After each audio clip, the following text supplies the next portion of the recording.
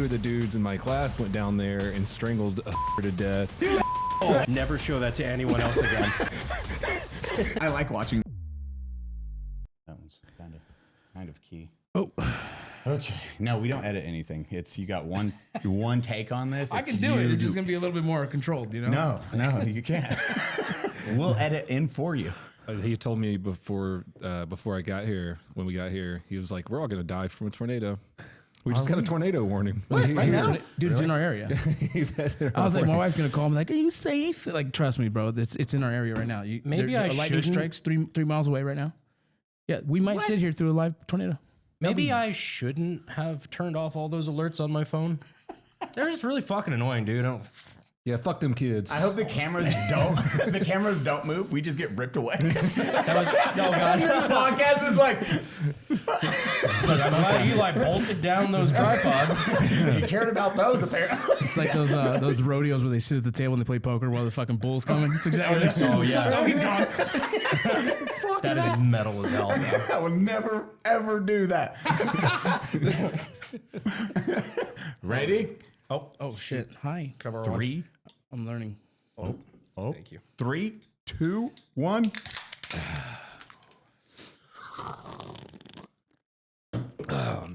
Hi, everyone. Welcome to the Unsubscribed podcast. I'm joined today by Eli Double Fat Vincent Vargas, our guest, amazing man, and Brandon Herrera for Congress. And donut operator. And donut operator. I'm here Brandon. too. Fuck me. I'm going to turn that AC down just like by 2. Yeah, Fat Boy shows up. This shit gets hot, homie. I'm a fucking heater, dog. And you're wearing a coat. It's my it's my comfort coat, dog. That's a Feels full-on good. heavy-ass coat. Hey, God chill. dang, well, you're going to sweat up a It's like, storm in that bitch. you know, people have those dogs that make them feel good. This is my jacket. You made that from a dog? A dog you love? It's emotional support jacket, bro. It was my emotional support animal. It still has the head attached to the back. Oh god. Like, that's That's pretty disgusting. fucking funny, dude. Dude, how have you been, man? This is like the first time Rocco and I, Vincent and I go way back. It's so hard not to call you. That'd be like Oh, it's Brandon. okay. I don't care. But yeah, I usually introduce myself as Vince nowadays. But either way, it's still Rocco's my life now. But yeah, I haven't seen you in a fucking long time. Years. Really? Do you know how we met originally? I have no clue. Have you ever heard? Was it the show? No, it was before that. JT introduced us to Freddie Wong. Freddie. Oh my God, yeah, I forgot about that entire story. Yeah, for Freddie Wong for the Christmas, I invited you guys down and to the. so we met him for the first time, and he was like, "Hey, we'll see what you guys are doing." Veteran, we're like, "Oh, this guy's a fucking veteran doing dope shit too." And that's when we first connected, and then he started telling me his stories. I'm like, "Man, this guy's pretty fucking cool." At that point, we started doing Range 15. We invited them to do Range 15, so you had your scene at Range 15. Wait, what was range 15? I know what it is. Okay, are we going there? Yeah. That's the one blemish. It's a blemish in my fucking IMDb, homie. No, it's a cult classic, right? It's as a filmmaker now, I'm fucking embarrassed about it, but I enjoy it now more than I did when I first watched it because I'm like, oh, I know all these guys and I know exactly what they had in their mind when they went to make this. I think the story of it is really gorgeous, and so when you know that and then you watch it, you're like, fuck, I can appreciate it. Yeah. But as someone who's in the film industry now, I'm like, God damn, we had a lot of money and we did that. That's the fucking turd we left him. You know what I mean? Watching it for the first time, I torrented it and still like felt like I deserved money back. You asshole! You show up to the Pirate Bay. Yeah, Like, I need my $9.99 back, motherfucker. It was a crowdfunded veteran film. 2 companies kind of came together at that point. Article 15 Clothing was a pretty big t-shirt company, competed with Ranger Up, but also there was Grunt Style. We didn't really like them, so we reached out to Range 15 and said, hey, do you guys want to partner up and kind of do a movie? We had a screenwriter come in, Billy J, who still, me and him work together. He wrote the first script, which was like probably $100 million script. He's like, fucking lightning bolts flying out of your ass, and fucking, it was like the craziest script. I'm like, this is dope, bro, but we can't afford this shit. This is the Lord of the Rings. Right. So we ended up bringing Ross Patterson in. He rewrote it. Boom, boom, boom. We did a whole crowdfund. It was the 4th highest crowdfund in Indiegogo history at the time, which that's how old it is. Indiegogo, right? It was big. Still, it was over $1 million. It was over $1 million and plus sponsorship. We had about 1.5 million paid for it. But that's the first time you also learn in filmmaking how expensive that shit is. And why you don't film in LA? Yeah, LA, we had really nice, like, food, right? Like the gut truck was nice. You know, the lady was making dope ass fucking omelets. I mean, we spent a lot of money in areas that we didn't think, and then people were taxing the fuck out of us because they knew we were like kind of new to the film industry world. Like they knew we were nobodies, so they would kind of tax us even more, and it was just a pain in the ass. Also the literal taxes. It's LA. Yeah, exactly. Like so, a lot of it was a big learning experience. But that was where. We brought him on board there. Yeah. Yeah. And then I remember it was just, we started hanging out and then. Well, wait, we fucking needed an editor to finish the movie and we had to go to him to clean it up. Because we were running out of money bad. And we're like, forgot about the VFX. Because your fucking fault, Eli. Blame him. Wait a minute. They kicked me shots and then they Money, were like, please. these VFX. I know. They kicked and they're like, hey, these are the VFX. I was like, who did these? Yeah. And they're like, what's wrong? I was like, this is fucking, what? This is trash. yeah, so he fixed it for us. I was like, I got to do these gunshots and make them look good. It was. But from that, I was like, he stayed into the circle of friends. And so he became closer into the friend group. And then I kind of walked away from the whole Article 15 drinking bros kind of thing and tried to do my own thing and landed a reality TV show for History Channel. And we used to build guns. And, you know... I love it because I wasn't even supposed to be the No, other he wasn't. host. It was actually, you know what was supposed to be on the show was fucking ManSpot. ManSpot was supposed to be on the show. And what happened was they do a deep... I didn't know he was even big back then. He was big enough, bro. He was probably 500K, I think, at the time. Yeah. He had more, way more than me, dog. Like I was... That was at that time. He was. Yeah, I think I had 57, 40 something. No, not a lot, but What happened? they hit me up and said if I want to be his like co-host. So it was like I was the second on the show and he was the lead. And I was like, oh, fuck it. It's a new show. I don't have any money right now, so let's do it. And then they did History Channel, right? Mm-hmm. Right. And then they did a deep dive in his social media and they found some shit that like his channel's like, no, fuck this dude. Scrap this whole fucking show. And I was like, wait, what if I'm the lead? I said, I can carry this motherfucker. I said, I know someone who could be a really good co-host. Like who? I said, Eli. Like, what do you want to do it? And I was like, I don't fucking know. I said, Eli, you want to be on the show? He goes, yeah. Boom. When was this? 2016. 2017. Oh, wow. That is way more recent than I thought. Yeah, 2016, 2017. And I got the call. He's like, you want to do this? I'm like, whoa. And then they called and they're like, hey, you're going to try out ManSpot's social media. Comb did not go. They did not like that. And they're like, oh, no. And it wasn't tossed instantly. Yeah, it wasn't ridiculously terrible. It was just one of those things. He had compared something to something else and it looked really bad. And you know how it is. Brandon. You know how it goes. Like, My Twitter has fucked me in Hollywood, is what you're saying. yeah. Oh, yeah. Okay. Yeah. God Well, damn look, it. if you're self-producing, you're fine. But if you're hoping like a big production company like that or a big network, they're going to do a deep comb and they probably won't move forward. And that's what happened. And that's something that I realized early on. It's like our sense of humor and everything that we do. It's like the people in Hollywood will never fucking like us anyway. Yeah, but you know what? Like, The only way they'll like you is if they know nothing about you. it comes down to like it's the higher ups that need to cover their ass. Got it. But in the end of the day, if you're like Broken Lizard, they can do whatever the fuck they want because they're internal. They do it all themselves. They bring all their talent. So if you guys created your own movies with internally, it'd be just as successful as the fucking podcast and anything else. You just have to keep it in house. So as you try and go like ask fucking Paramount to produce, they're gonna be like, fuck off, dog. You know what I mean? Like they're all gonna be. Who let you in Yeah, here? exactly. But like they're saying, it's doable. Sir, the yard's outside. Yeah. Mexican tattooed man. But now I'm here for a movie. Yeah, that's like Mayans day one for me. Right? Como estas? They were like, hey, go move the truck. I was like, okay. And the guy's like, he's an actor. I was like, I don't know what I am right now, dog. I'll move anything. I'm happy to be here. I also can move trucks. I'm in the military. You don't do something, I'll do some shit. Whatever you fucking say, bro. So that movie did really well for us in the sense of like, you know, really brought the communities together and that whole thing. And that's where we met. And moving forward, we did the TV show on History Channel that got 5 episodes and they canceled it, which fucking a blessing in disguise because we didn't realize we signed a contract for 52 fucking episodes for the first season. God Oh my dang. God. 52 and I fucking lost it, dog. I was like, you motherfucker. That's blah, when blah, we found out. That's why I like first. I'm an an asshole in episode- business. If you Yes. want to know why I'm an asshole in business, they taught me that really quick. I was like, okay, fuck everyone. An episode a week, no breaks, nothing. Bro, it was crazy, dog. the Well, I had to verbiage. move my whole family to Salt Lake because they were like, you're going to film for 7 months straight. I was like, well, then I got to move my family here because they wanted us to produce it in Utah. I never would have gone to Utah. I don't give a fuck about Utah at the time. When I got there, I was like, oh, the place is kind of pretty, right? It's cool. Yeah. But I was cool where I was. We would have actually moved probably back to San Antonio, but they said, hey, we want you to film it here because the history is rich in the fucking gun community, blah, blah, blah. Look at, I'm a gun guy, but I'm not a gun guy. You know what I'm saying? I have like 3 guns because I can manage those. I have no idea what you're yeah. I don't relate to this. I know. You guys are like gun guys. Like, I'm a gun guy. You know what I'm saying? When I say that, like, I have 3 guns and I know how to manage those motherfuckers pretty well, but if I get more, like, I don't know where to put the motherfuckers, right? I'm not the guy that collects guns. I'm the guy who shoots them fucking actively. And so they were like, hey, can you build guns? I'm like, well, I'm not stupid about this shit. I know what to do. They're like, well, they know how to build guns. Can you just act? I'm like, fuck yeah, let's go. Boom. So the whole show is pre-contrived, right? The whole fucking thing, dog. Television? Yeah.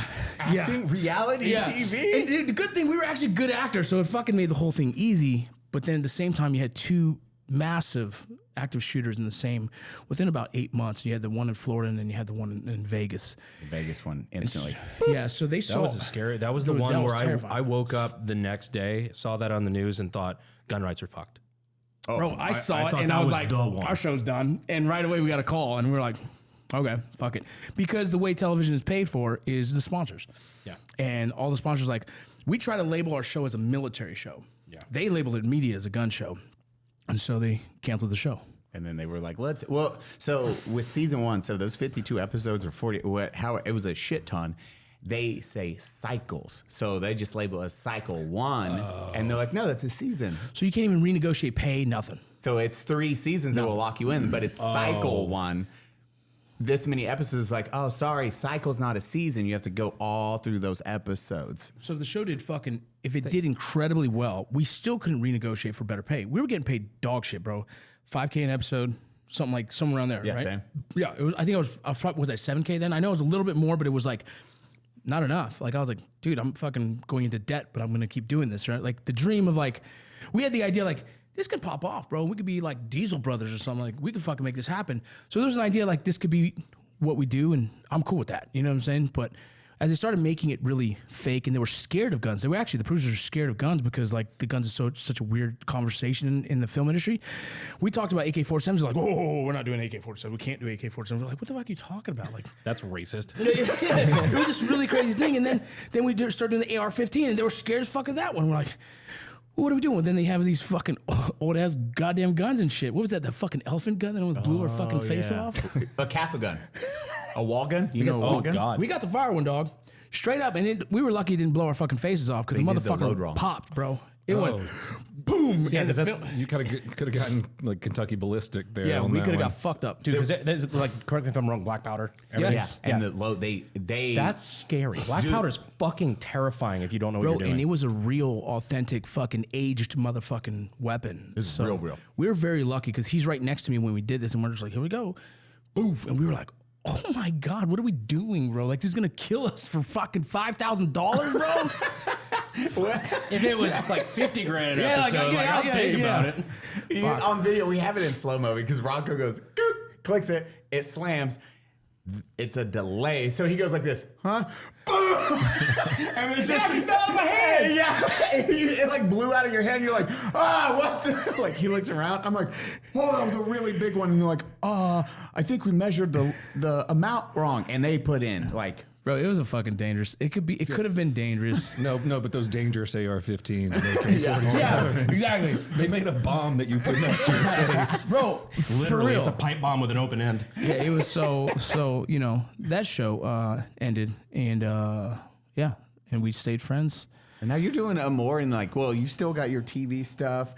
Now what are you doing with, are you on, can you talk about Borders? What can you talk about in that world? Because you have Mr. Herrera. He's stepping up to. I was very nervous about this conversation today. No, I hear you know a thing or two. You've seen a thing or two. Yeah, I mean, Mexicans, look, right? There we are, right out the gate. Whatever camera I need to look at. No, Border Patrol agent for 7 years, and then I'm still actively helping in the space. I'm trying to help in the journalism capacity now. And hopefully better explain this subject that is kind of emotionally drawing for people. You have usually left and right have kind of two different ideas, but like I mentioned in the book, and I try and have in conversation, like I think we're all can agree it's more in the middle, and we all want a safe country, and we all want to allow legal immigration. But we can't even get to that conversation because everyone's like, rah, about it. And so I try and be one of the voices in the industry that's kind of more, I guess, human about how I talk about it. But yeah, any questions, man? Fucking let's go. You have your one story where a dude jumped off. What happened? I remember. Wait, which one, man? We're gonna edit this right away. What is it? Wait, we need to edit the one. Did he jump in or jump off, or how can you tell that story? Or he shot himself or something? No, the dude that died. Yeah. Did he? Was it an accident? Dude, it is an accident. Fuck. I'm gonna tell it. It is an accident. And look, I didn't write about it in the book because like I didn't want to be insensitive about someone's death, right? Yeah. But we're about to. Because we'll be honest, it happened. So like, fuck it. I'll tell the story of it. Real quick, what's your book called? It's called Borderline: Defending the Home Front, and it's essentially my memoir as a Border Patrol agent. And during my time, I went as a regular Border Patrol agent. I went to the Special Operations, and I went to Look at that mustache. Yeah.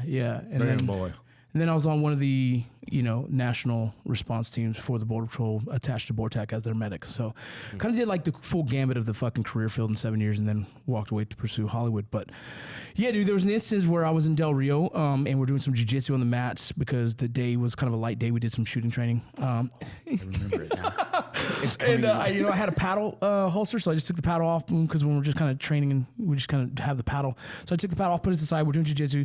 Supervisor goes, "Hey guys, get out of here." And that's kind of like, well, fuck it, I'm out. Cut me out 2 hours early. Let's go. And so, single at the time, thinking about hitting the gym, going to the bar, whatever the case, right? So my mind wasn't on that gun at that moment. And so I drove an hour to my old area of operations where I lived. And just because there's a lot of activity on the border, I just keep the radio. I move the radio whatever sector I'm in. So as I pulled into the Eagle Pass sector, I put the radio on. And they call 920 is kind of like our operator, and they say, "Hey, is there any agents in the area? This sensor is going off. We're essentially they needed more help because there was already a bigger group and they were already working that group." And I didn't hear anyone say anything. I was like, "Oh, fuck it. Hey, 920 is Echo 375. I'm in the area Without your gun." Yeah, I didn't know. Bro. I didn't know. So wait. Fuck. So they said, "Hey, Vargas, do you mind hitting?" I was like, "Yeah, bro, I got it. Which bug?" And they said it, and I was like, "Cool, I'm on my way." And I said, "What do you got?" And they said, "4 bodies coming across." It sounds good. So I parked the truck a little ways, and I start kind of like walking in, sneaking. In the Eagle Pass area, this cane. You've been to the border, right? You know that little cane, burnt shrubs. You can hear it. It's like an elephant walking through there. It's just cracking. And so I'm like, all right, cool. I'm gonna wait till the 4th one passes me, and then I'm gonna jump them, try and push them up to north, so then another agent hopefully can assist me, and we'll just gain chase. And as I go down, I touch my side. I'm like, oh my God, my gun's not here. And I'm like, I'm fucked, dog. So I start texting in this bush. I'm like, go get my gun to my best friend. It's Chris Smilo, man. And I'm like, motherfucker, go get my gun real fast. Then I'm like, what the fuck am I going to do, bro? I don't have a gun. So then they pop out and they don't see me. And I'm like, fuck it. And I said, "Parte," with the finger gun, bro. And they screamed and fucking boom, darted, dog. I grabbed the first guy I could, and I'm fucking trying to get him to my truck to put him in. It was a crazy scenario. I don't really tell the full, so here's what's going on. So as I'm trying to put this motherfucker in the truck, he's doing this, because I don't have time to cuff him, because I'm trying to get everybody, and he's doing this in the truck, like, nope, like a fucking cartoon. I'm like, motherfucker, and I'm trying to get him in, and I'm watching, and then they say gun, and I'm like, gun, and now I'm looking like, who's got a gun? I'm looking at their hands, and then they say, help him, and I look, and I see a dude drowning. So one of the dudes jumped in. That area has a heavy hook, and the hook in the water creates a tow and pull, like an undertow, and to pull them under. And I see him, and I'm a medic, dude. I'm a medic that does swiftwater rescue. This is what I do, bro. So I'm like, hey, motherfucker, your friend's drowning. And he looked, and I'm like, boom, shoved him in, closed the door, grabbed my rope bag, put it in the water, and as I threw it right where he was, he never came back. Yeah. And I was like, fuck me. And I called radios. I said, hey, can we get boats in the water? I got one in the water. And they said, yeah, okay, Vargas, what happened? I said, they scattered, bro. One looks like he drowned. The other one's in apprehension. 2 of them got away. Okay, so now someone's probably drowned, so this is fucking even crazier. So that's a memo for us, right? So now I'm going to get investigated for this because someone died during my apprehension. And so the supervisor comes out to question me. I still don't have a fucking gun. So another agent shows up. I say, you got a long arm? Yeah, I said, let me get that motherfucker. So I put the long arm across my chest so no one's asking questions now, dog. And so I just put it there, just like optics, man. Make it look good. And then they start interviewing me. Fake the funk. Yeah, and my supervisor shows up and goes, why the fuck did you stop, right? And I was like, I don't know. I just put on the radio. They said I needed help, and I came out. He goes, dude, that's why you don't. You just go home. I was like, I know, sir, my bad. And they're kind of combing the water, trying to see if he comes up. Usually they don't come up for about 3 days. So the dude's done, right? And I'm just kind of explaining, like, listen, good intentions, and I just jumped him, is what we say. We jumped him. I said, stop, and they just scattered. So as I'm talking, getting interviewed by my supervisor, because now I have to write a memo, and this is kind of how you try not to lose your job. They go to take the guy out of the back of my truck, and I said, he's not cuffed, bro. He's not cuffed. They said, okay. This dude, boom, busts the door open and fucking jumps into the river and gets away. That's called absconding. That's an FBI investigation. And now I'm under investigation for 2 motherfucking things in one day. And I'm I like, thought you were going to say he jumped right in where his buddy was and just got the under too. I'm like, Jesus. bro, I sit there like, and then, sir. Can I just give you my badge? Yeah, exactly. I was like, fuck. Oh my God. I love that you were like, he's not cuffed. Okay. So as I was saying, boom. Yeah. I was completely like, guys. Like, I'm already in trouble, dude. Like, fuck, guys, you know? And then I started thinking, like, should I have cuffed him? Like, I think I did the right thing, but I told him he's not cuffed, so fuck, do your job too. Although if you think about it, though, like from a certain point of view, which is always, that's nice. From a certain point of view, I did the right thing. But like legitimately, if his buddy wasn't such a piece of shit and fought you so much, he probably could have saved him. I would have saved him. Yeah. Because the thing is, I'm not afraid of, I'm a really good swimmer. I know those waters really well. I would have just jumped in. But when I saw how he was struggling, I just threw the rope back in first, hopefully grab it. And then if I had to come in, I would have. But once he doesn't grab it, I'm not going to go fucking jump in because I'm not an idiot. Right now it's a recovery. And so I was like, fuck, dude. Yeah, you don't want him fighting you in the water. Right, that's the thing. Like I've swam up to a dude, and the whole time, like, as soon as I get there, I'm gonna have to knock this motherfucker out. Right, like I've seen those movies, bro. You kick him in the face, right? Like, fuck off, you know? Turn around, bitch. Right? Got him. No, but like I know, like if I go in, I'm gonna get probably pulled under. So, I tried to. I did the best I could. But then Smiley goes, "What the fuck just happened?" I said, "Bro, dude died." He goes, "You killed a dude with your finger gun?" I was like, "No, fuck, bro." And it turned into a thing, bro. Like everybody was like, "Dude, you got a fucking kill with a finger gun?" I'm like, "No, dude." You didn't kill him with the finger gun, but the finger gun did lead to a death. Did lead to a death, dude. And it was something like these guys wouldn't let up. Watch where you're pointing that. Sorry. I flagged you. Yeah, fucking hell. It was tough, man, because like gun safety rules. Being a medic. Supposed to save lives, like they wouldn't let me hear the end of it. And I was just like, but I felt fucking bad. The whole scenario was like, you don't intend to do that. Like I give a fuck about the job. I don't care what the motherfucker was doing. If I would risk my life to save people. And even if they're a piece of shit, I don't know that at the time. I'd still fucking try and save a motherfucker just because where my heart's at. So the scenario didn't like, it didn't just happen. I'm like, oh fuck him. I was like. I took a couple nights sleep like, that sucks, dog. Like, fuck, Vince, have your gun on you and fucking be prepared. And like all the things in my head, like, what the fuck, dude? But nothing could have changed it either. Like a real gun. If you had your gun on you, it probably wouldn't have been better. Well, I never would have punched my gun out because I'm not scared of these dudes, but I did because I didn't have one. I was like, so I don't know why I did love that logic. It's like because you didn't have a gun, you're like, if I had one, I would have presented. Yeah, so I try to present with intimidation because I don't have nothing in case it got affected. You're kind of intimidating. I don't know. I forget what I look like, bro. Look at the fucking jawline on that guy. I know. So that was when you're 230 pounds of muscle. Yeah. These guys have just walked 50 miles. They're not in their best shape. They're not big, bro. They're not big. They're like Jesus. Yeah. They're real Mexicans. They're like Hawkins. They're like 4-0. You know what I mean? Like, I don't know. Yeah. So that's not in the book. That's what we'll call it. That's not in the book. But it's on the record. I didn't know how to word that in the book to make it seem not insensitive, I guess. So I was like, fuck it. But I did write a piece where I was like, I've lost dudes where it sticks with you. Like, you remember the face of people who drowned, and when you're watching them, especially, right? Because that fear in their eyes is like that's traumatizing, bro. You're drowning. Yeah, that is not a fun. That is. It's a hard thing to watch at times. Water. And there's some people who are psychopaths that just don't give a fuck. But I'm not that guy. You know what I'm saying? Yeah. So. Yeah. There's still time, Rocco. There's still time.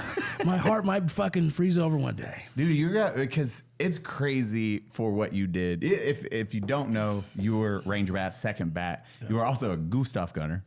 Yeah, when I first got there, he got some little rattles. 64 rounds in one day one time. Yeah. Jesus Christ. That's Isn't some like TBIs right there. isn't the limit like 5? It's supposed to be 4 or 5, something like that. But it was weird, man. They dropped off a huge pallet, and they were like, "We got to get rid of these today." And I was like, "I could have sworn they just taught me. I mean, I'm only here. I've only been here a couple months, guys, but I'm pretty sure they told me not to shoot this more than 5." Bro, we took like 2 days off after that. We were fucked up, bro. Fucked up, bro. So, And if I can, it's with Ranger Bat. When you're a private, you are nothing. Nobody. You are less than a private in the bat. I remember one of my buddies, he made it, and then I ran into him at Best Buy, and he was just like, "Hey," I was like, "Oh, what the fuck? How'd you make it here? You're supposed to be in 82nd." He was like, "Oh, I actually passed RIP at that time, Ranger Introduction Program." And I was like, "Oh, fuck, congrats. How is it?" He's like, "They fucking hate me, Eli." I think they want to kill me. I was like, "Oh God!" He's like, "What are you doing?" I was like, "Standing up a unit. I have a specialist as my sergeant, my first sergeant right now." He's like, his eye, bro, just, it was destroyed. like when I got there, I was 23 years old. I already had a daughter. I did 4 years of college. Fuck that all up, right? 3 years and plus, right? I felt like I was pretty mature for a new dude in Ranger Town. And man, I got there and I questioned everything. I was like, man, they're fucking assholes. And they beat the fuck out of you. And I'm a big dude, bro. I got the fucking dog shit beat out of me one day when they first got back from Pat Tillman's deployment, right? So I got there right when that happened. I actually was in processing. They got our DCUs. We're supposed to do a reach back bird to meet up with them. He's in Alpha Company. I was in Alpha Company. He was in the 2nd platoon. I was in 1st platoon. And so when we got there, then they shut it down, guard the gates. When you answer the phones, just say this. Don't fuck this up, right? We're like, okay, cool. And so then they said, hey, when they get back, have beer and porn, right? Because like, I don't know, that's what they told us. So I'm like, whatever's going to make them happy. I mean, I had no money and I bought a ton of shit for them, right? Because I'm like, I don't know, they just lost one of their dudes. Gay. It's just guys with porn. It was like, They specifically requested it, Eli. so like, you know, there's a new guy in Ranger Town. You just do what the fuck you're told. And like, there was a dude that came back, and I won't mention his name, but he was bigger than me a little bit, and I probably could have fought him, but I was so intimidated by like everyone else beating my ass too that I was like, fuck it. And he choked me the fuck out to the point where like I remember waking up like, oh shit, I'm alive, thank God. You know what I mean? Like it was fucking wild, bro. And I just was like, this is it made me scared. Like, what am I doing? Like, I don't want to get my ass kicked every fucking day. But 30 days later, I'm fucking Afghanistan. And then once you do a deployment, you gain a lot of respect because they kind of see how you carry yourself. And again, I'm fucking one of the more mature dudes there. So I kind of got a little bit of, I guess they gave me a little bit of slack because I was more mature. But yeah, dude, it was a fucking, I wanted to quit several times because I'm like, this is stupid. They beat the fuck out of me. I was jumping room to room where they're shooting me with a fucking pellet gun. And I mean, like, I don't know if this is right, guys. Like, I'm not sure if you should. Bro, they made one of the privates wear a helmet, put his head back, and they were throwing bottles off the fucking hard helmet. Like, I was specifically told we were in a hazing-free military now. no, bro. No, because you know what's funny is that I did the same when new guys came. I beat the fuck out of them too, and I feel bad for it. I actually messaged a dude like a couple years ago, bro. I'm sorry, right? Like, a lot of trauma. I didn't mean to give that to you. It happened This to me. line Like, has you know, been disconnected. Oh no! it was one of those things where, like, you know, No, this is how abuse happens. these are the cycle, the generations of shit, like how dads beat dads and shit. You know what I mean? Like, I was a soldier just beating the fuck out of my soldier because like it happened to me, dude. It's what happens, you know. I had a dude, Brian Little. I know if you watch this, we're good now, but I know he hated me, dog. I made him climb the fucking rope, and he was at the top. I climbed behind him and grabbed his ankle and ripped him off the top of the rope, bro. I don't know what I was thinking. And then when he got the bottom, he was just like, "Man, Skyrim just came out." I fell off the rope at Bud's and tweaked my back. And it was 11-11-11. And the game, The Elder Scrolls Skyrim, had just came out.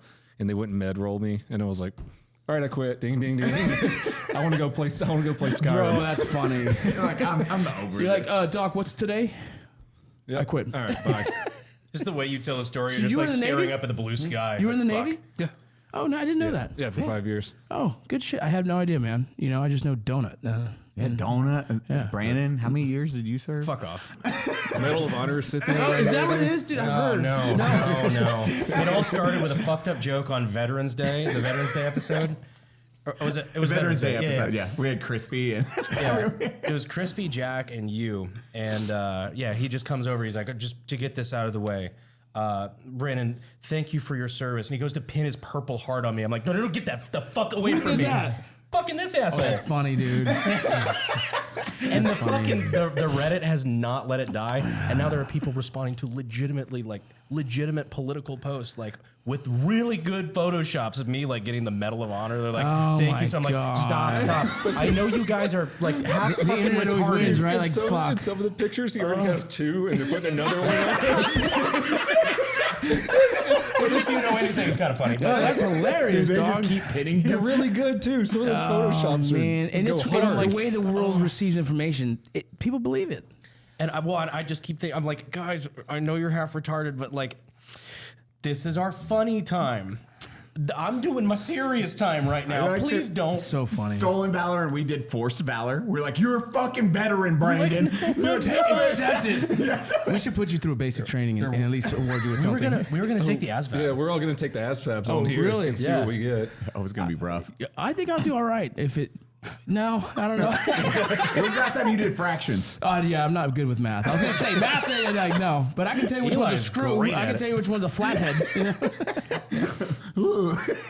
I'm like, shit. Boom! The year's 2024. Do you know what that means? A new look for you. Manscaped has the 5.0 Lawnmower Ultra. That's right, the Lawnmower 5.0 Ultra is a man's cheat code to looking good, feeling good, and have all the confidence. Whether you're looking to maintain a trim or make sure everything's gone, this has you covered. Trusted by 10 million men worldwide. I actually use this. I endorse this. I use all their products. Equipped with 2 skin-safe blade heads, a standard one for taking a little bit off the top, and a new foil blade to take everything off comfortably. And for the dudes out there that want a full grooming experience, look no further than Manscaped's Performance Package 5.0. In that grooming kit, you get the trusted lawnmower, Manscaped's ears and nose hair trimmers, and essential aftercare products with the Crop Soother Ball Aftershave Lotion and Crop Preserver Anti-Chafing Ball Deodorant. Head over to manscaped.com and use code UNSUB and get yourself 20% off and free shipping. Oh, I love free shipping. Make your balls and your spouse happy. Yeah, you went through, man. So wait, you fired 50 or how many? It was about 46 in one day, something like that. You know what a Gustav is, Cody? So it's Yeah, 84 the millimeter Regal recoilless Gustav. rifle. Yep. Yeah. Oh, okay. Yeah. I 80 didn't know that. 84 millimeter recoilless rifle, 20 something pounds. G-Van, bring that up. Let's look at a clip real quick of that. It's dope.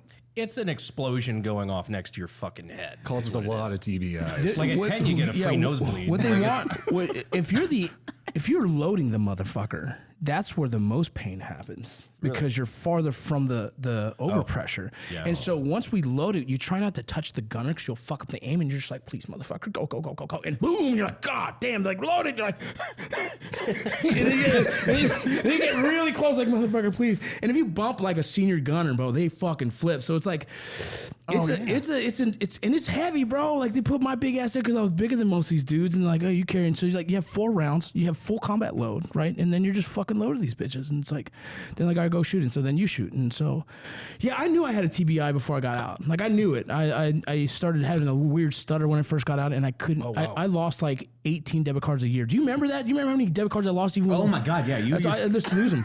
I lost my government credit. Sorry, I lost another credit card today. I lost a card Today. Today, yeah. Oh, shit. My wife's like, yeah, it gets canceled. I was like, I know, but I have to write a memo now. Like, I just lose shit all the time. He got lost on his way here. I did. He's like, where am I? When it's dark, I have trouble, bro. When it's dark, nothing looks familiar, bro. I'll be on my own street. And I'm like, come get me, babe. They gave you 2. What? You just carry around like a road flare. Just She knows where I'm at all times because I get lost, bro. So you shot all those, and then they were like, okay, take 2 days off. I have TBI. It's just range of town trains. It's all infantry, all military kind of trains, stupid. And you realize now how much you fucked yourself up. Like I didn't get hurt by the enemy. I got hurt by my own training. And that's fucking crazy, dog. Like you sit with that motherfucker, you know, you're like, fuck. Because even when you did, I did the Master Breacher course. I never finished it because I was hungover in Afghanistan. A whole different story. We'll get there. But, probably harder to do than getting hungover stateside. but yeah, dude, it was just like you do all these explosions. You know, we used to do flashbangs in the room, and like they say, you got to be able to know what it's like. So you get in the room, and they just drop flashbangs, and then 6 bang. You're like, you're like, I'm good, Sergeant. And like, all right, good. So in a fight, you're not gonna flinch. I'm like, all right, dog. Now my ears like all the fucking time. Oh God, they did it without ear pro. Yeah.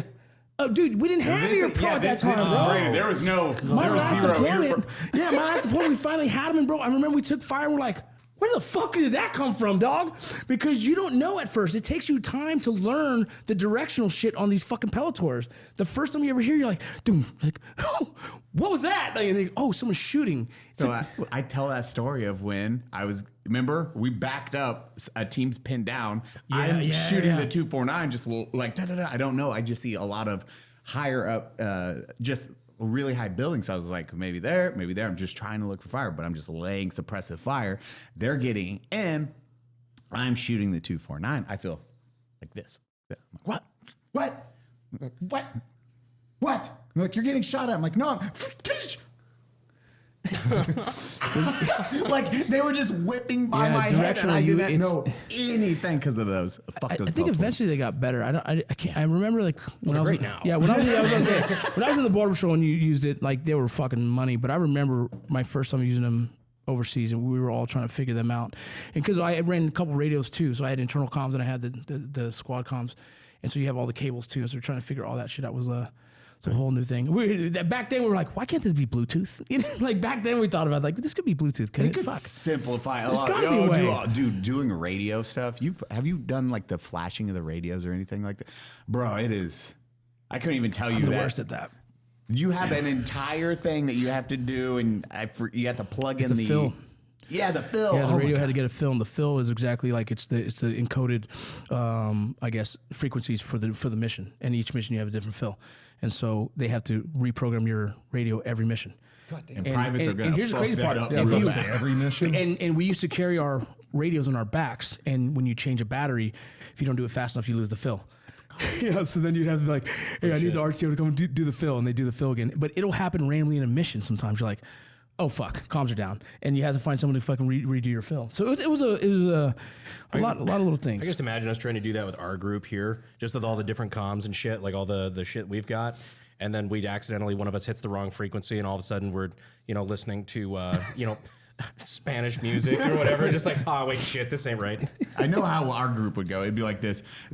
Everyone just call me here. Let's get a group chat going.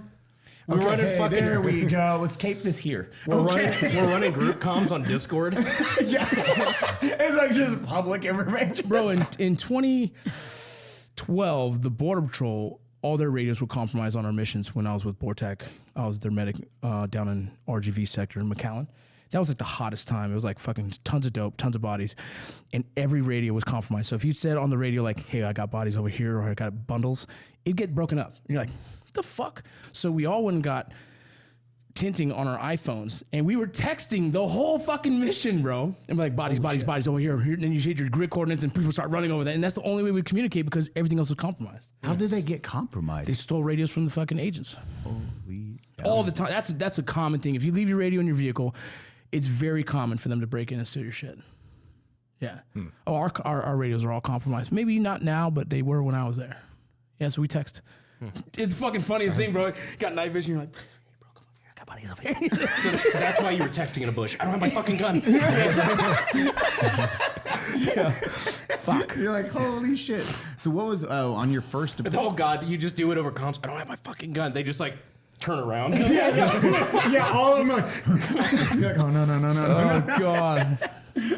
Do we use Shopify? Let me think. Yeah, for the unsubscribed merch, my merch, Cody's merch, and Zach's merch, all sold using Shopify. We also use it for a POS system inside of my skate shop. Shopify, so easy you can use it even if you have brain injuries. No matter how big your business is, Shopify can help you with your distribution or payment needs. Shopify is your one-stop shop for starting your e-commerce career. You can literally build your own website on Shopify, launch it, and start selling products immediately. It also helps you sell more with less effort using Shopify's AI technology. Because businesses that grow with Shopify. Shopify powers 10% of all e-commerce in the US. Over 10% of all e-commerce in the United States uses Shopify, which is the biggest economy in the world, and it is used in over 175 countries. Worldwide, you say? What I love about Shopify is no matter how big you want to grow, Shopify's there to get you to the next level of business. Make sure you sign up for a $1 per month at shopify.com/unsubpod,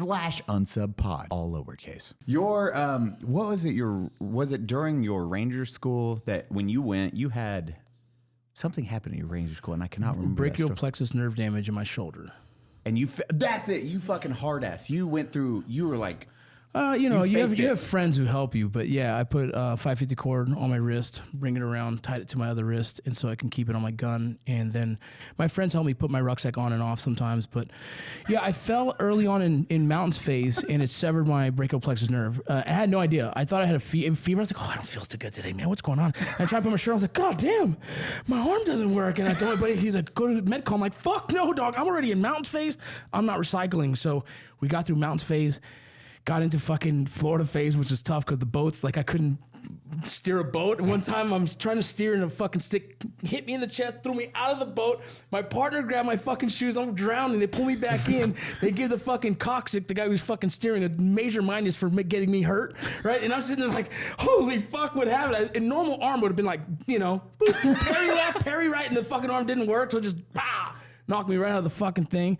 I ended up graduating very luckily. Like seriously, it's all luck. The Ranger school is like your friends really support you. That's how they say your Ranger buddy earns your tab. So like everybody supports each other. That's how you get it. When I graduated, I was a distinguished honor graduate. And I was like kind of shocked by it because like I went to go shit in the woods one day and they fucking gave everyone major minuses. So they missed me because I'm shitting in the fucking woods, right? Are you fucking serious? Swear to God.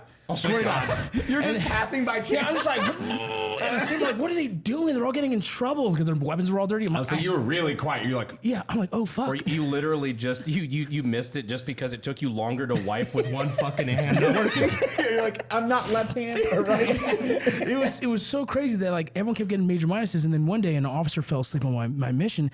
I picked him up and I fucking kicked him in the ribs and I fucking slammed. I say, motherfucker, stay awake. And the Ranger's like, hey, great job, Ranger, major plus. And so I kept getting awards for like weird shit. And then they kept getting in trouble for other shit, and they kept missing me, bro. So I was like, so by the end of it, they grade everyone's three medals of honor. By the end of it, like I have really high peer points because like I'm working my ass off for everyone. But then on the other side, it's like I got all these major pluses, no major minuses, and everyone else does. They're like, I guess you're a distinguished honor graduate. I'm like, fuck it, let's do this, right? Get in front of it. General Ferreter, fucking awesome guy. I knew his son because he was in our class with us. Oh, that's a good he friend. goes, yeah. He goes to salute, and I'm just like. He's like, you have a string? and you have a little system, a pulley system on it? He's like, what happened to your arm, son? I was like, you stop working in mountains phase. He's like, good job. And he just walked away, and I was like, yeah. And it took about 9 months for that to come back. Yeah, it was wild, bro. Wow.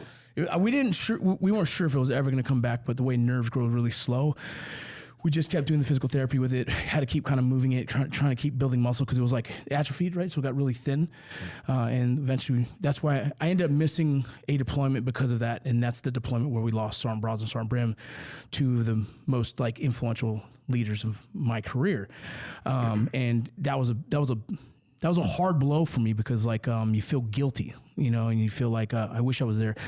I've said it before, like I wish it was me who died that day because Sergeant Barraza was someone I looked up to and someone who was like a father figure for me. It's like when you show up I was looking for Rangers, like my vision of a Ranger would be like a G.I. Joe, character. And I was pretty good sized dude, but everyone around me was like not this impressive specimen, because Rangers are actually pretty small dudes, right? Usually really thin, good runners.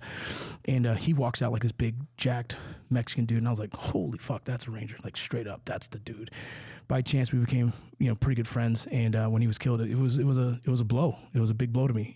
And if I wasn't injured, I always fucking play that shoulda, coulda, wouldas, and what ifs. And I always imagine, I would hope that I was me in the room and maybe I would have taken those rounds and he would still be here today and probably doing way more cooler shit than I ever have. So, yeah, so it all kind of caused me some, years of guilt. But now you did push through that. Like the survivor's guilt is something real, and then it's pushing through that. And now, I mean, especially where you are now, you try to live in their honor. Yeah. And I think that's a huge important thing to live for them, and then tell that story, tell their stories. We got you've told one of their stories with Drunken Debrief, but you talk about them in such high regard of how awesome they were. I think it's one of those things that like a lot of veterans, I think we don't do is we take the opposite perspective. What a lot of us go is we drink in their memory. We kind of destroy ourselves out of guilt and showing them how much we love them. We hurt ourselves. You know what I mean? But like it's a thing that I think we're also taught in our units. We're kind of taught in our culture.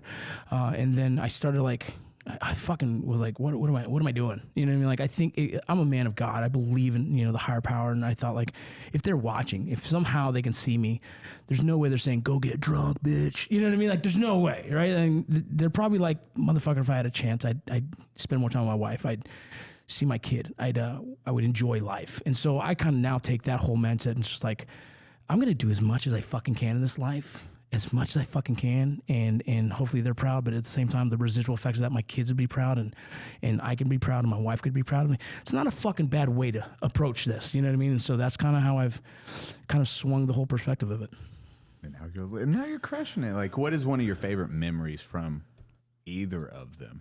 Because you had like the Drunken Debrief story. That's always a good one. Because they're the ones that you're getting the shit smoked out of you. But what was the Drunken Debrief? Oh, tell me. I don't know. I may not have seen that one. So we had that was fucking one of his first really incredible videos that you did that I was like, this motherfucker's the real deal.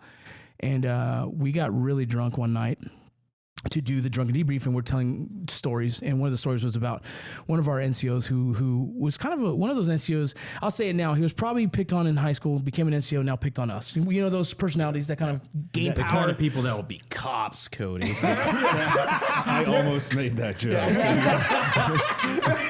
Right. He was the one dude that I was like, this guy doesn't get it. Like, that's not good leadership. That's just like abusive, right? He was just kind of a tyrant. And I fucking hated his guts from the beginning. I saw there was a good person in, but he was just such a dick that it really bothered me. So one night, they made me clean the barracks. And I had a house at the time, dog. I'm like, you're not going to make me clean the barrack. I got a house. I clean my own shit, So they made me there. So we got a bunch of beer, and we got fucking tanked. And I said, let's go move his car. And he had this little beater car. So it took about 8 of us, and we lifted his motherfucking car and moved it in a way where no one could get back into the parking lot. And then we went and continued to drink the rest of the night, forgot about it, passed the fuck out drunk, and in the morning it was on. So again, not subtle, not move it to a different area. You just block the unit. No one could come in. Yeah, no one could come in. Explain how the parking lot for Ranger Bat works. So it's just one circle like this. And so you block this, no one's going here. So first sergeant, the first guy to show up, couldn't get to his parking spot. And he knew what car that was. It's like a piece of shit green car. That doesn't work, just so you know. It doesn't move. And so he goes, the first one goes ahead of him, the story goes, the first one goes ahead of him and was like, move that piece of shit car out of the fucking parking lot. And he goes, first one, it doesn't work. So he goes out and sees us like, what the fuck? Boom, he knows it's us. I'm too busy fucking passed out in the senior dude's room because I was a little older, so like I said, I kind of hung out with those dudes. So I passed out. They're getting fucked up. It was Matt. It was all these dudes, right? All these dudes. They had to move the vehicle back because it didn't work. So they had to fucking move it back. Then they're getting fucking smoked for hours. And finally I show up, and then I'm getting smoked with them. And they're like, dude, it was all the shit talking you could think of. But my squad was like, pretty fucking funny, bro. I was like, I thought so too. But yeah, no, it was God, the hazing for hours. Yeah, like, dude. It was hours of smoke session. Like 30, imagine doing 30 minutes of push-ups or burpees and then having that go for like 4 hours. Yeah, but there was no rules there. So they can fuck you up, and it didn't matter, dude. It didn't matter. They would fuck you up. And if they wanted to fucking put hands on you, they could have. You know what I mean? It was a really interesting kind of culture. Dude, 2 hours boxing with you, Eli. I'm ready to fucking puke. I'm good. Like, I fuck that, man. Yeah, dude, I would be ready to puke at 2 hour mark. I'm like, my arms still hold up. And I get to leave and go get water. Like, I think the beautiful thing about Ranger Battalion, it raises really young soldiers to be very, very disciplined. Like, when I say jump, you fucking do it. And I think it makes us really successful in combat. And I think it's also why a lot of other special operations units like to participate with us or ask us to support them, because we're dogs, man. We're we're not tier 1, but we're tier 2, and we're the fucking fighting force, right? We come in massive numbers, and we will fucking rip down fucking walls. And that's the cool thing about us is, like, if Sergeant Braza said, hey, go run through that fucking wall, I wouldn't question. I'd run through the fucking wall. And that was the kind of like respect I had for the leaders that led me. And then when I was a leader, I felt the same for my subordinates. And so it's a really cool organization and a really cool culture. It comes with the good and the bad, man. I mean, but it's a wartime. You know what I mean? They're trying to raise fucking monsters. And we did. I think we did. And you, I mean, because how many, your deployments are 4-month cycles, right? 4 to 6. I did 3 tours. I did 2 to Afghanistan, 1 to Iraq. I did Afghanistan, Iraq, Afghanistan. And Mosul was Iraq. That was like a really good deployment for us. And I don't know what the numbers are anymore, but we was like, it was considered a mission complete. Like you show up and they're like, hey, this is the guy we're getting, and we're gonna go after these guys, you know. And eventually, we ended up getting to the main dude, and it was felt good. It felt good for us to show up and like take out the guy we were supposed to get. It's never happened in my career, so we were like, oh, that's badass. God. Yeah. And then you got out I think we got out like the same time, 08? No, I got out in July 2007. Okay, 1 year. Okay, Yeah. 1 year before me. Yep. So old school. Yeah, and it was Fort Lewis, like same bars. Yep. We all, it's that weird, like, Same the areas. Swiss, the chopsticks. Oh, Yeah, like same every bar, areas. everything So we did. you guys didn't meet up at all during that time. No. But afterwards, you were just like, oh yeah, we hung out and did all the same shit. It's all the in same areas. places. Yeah, same, you know, all the same stories. You know, during that time when you were there, I was there. We had some dudes rob a bank. You know what I mean? Like, Oh my God, I forgot about that. Yeah. Charlie Company. Reminds me, we need to have his TJ story Oh, yes. because we didn't get that. Done. Yep. Dudes, oh my God, yeah, because you guys also shitbag, we won't say his name, but you remember the shitbag that got kicked out from your... Oh, it's there's a lot of crazy things that happen in one of these, a group of dudes, young dudes, they mapped out the bank. They practiced robbing the bank, and they brought some guns back from overseas. Oh my god! And, I forgot about this And they fucking completely. robbed the bank, bro. And they robbed it. And it was fucking, and it was good. Like the video, Like you're North like, oh. Hollywood shootout style. Yes, fucking- but they never had to pull a trigger. They fucking intimidated everyone. They got in, they got out. They robbed the bank like any kind of movie. It really was. When you watch the tactics, you're like, ooh, that's pretty good. You know, like Second Ranger Bat robbed a... Yeah. Not the whole Ranger Bat. Just a couple of guys. three young dudes, three young privates. I think I almost did a story on this one. Yeah, time. they planned it, they plotted it, they outlined it, everything, and then they went and did it, and it was very successful. The only thing that got them caught was their license plate was on one of the vehicles that one of the cameras caught, and supposedly about he that. said it was intentional because of the war crimes that happened overseas. Like, that's where he spun it to that. I forgot about that segment. So I don't even know what happened to him at that point, but yeah, that was the era of all that weird shit. God, I forgot all about that because that was huge news. That was insane, bro. At Fort Lewis It during changed that time. everything for us for coming back from deployments because we never really had the customs thing, and all of a sudden, like, we're going to customs, so you can't bring anything back. You know what I mean? up on Bragg. I knew they brought some wow. That's what I'm saying. Back in the day, you could bring back weird shit. Dude, you had a Connex. Yeah, bro, you had a Connex that no one checked. Put whatever the fuck you want in the motherfucker. Forgot about that. And then it was like, who the fuck is this guy? Customs? Oh shit! And you dump in your bag. They can't take that. Then they started looking through our cameras. Yeah, because they wanted like cameras, phones, anything. They would And just so start. all of your fucking like war pictures of dead dudes or whatever would get you in trouble now. That's why Live Leak sucked so bad around that time period. Yeah, you had that dip. That lively thing. They're like our content farmers. They're not getting. Where's my footage? Where's my footage? Dude, I forgot. Holy shit. Yeah. Like, so when we went through customs, when we came back, it was dump everything. I couldn't even keep an Iraqi gas mask that I found over there. Yeah. And I was like, oh, this is dope. And then I had a whole bunch of dinar and stuff. I was I'm like, I was can't- lucky enough to bring enough to be able to bring a couple flags, Afghani flag or Iraq flag or something like that. You couldn't bring back much. It's crazy stuff. Fucking bring back the spoils of war. I know, that's what Couldn't bring back an ear, bro. Can you believe that? This is bullshit. Give me back my ear necklace. pillaging and looting. That is why I joined the military. Painted Japanese skulls. No, dude, there were dudes I knew back on Bragg, like old Vietnam vets or whatever, that pull shit out of like an oil drum in their backyard. They're just like, yeah, so I got this piece from Vietnam. Like, all right, two things. One, I never saw that. Two, never show that to anyone else again. Burn it. You don't fucking have that, bro. Yeah, I snagged a gun from a mission once, and Sergeant Braza caught me. He's like, "What are you doing?" I was like, "I wanted to take this. Let me see it." And then he took it. That's a leader. Yeah, And you learned that, and you're like, I was like, okay, I'm going to do got that it. to one of my Yeah, I'm privates. gonna do that. That's mine now. Pretty smooth move. Eli, wake up! Huh? I know that the GHOSTBED pillow is super comfortable and has cooling technology, but we're shooting an ad right now. You mean this GHOSTBED pillow? That one! Cooling technology? Cooling technology, it's hot in Texas, but that's cool. Eli, I know you're cooler than the backside of a pillow, but with GHOSTBED, you don't have to turn the pillow over. It has cooling technology. Every mattress has a 20-year warranty. Some even have 25. And you can try it out for 101 nights. If you don't like it, you can send it back. No hard feelings. No hard feelings. I have hard feelings for GHOSTBED. I have a hard feeling for you. I'm really hard.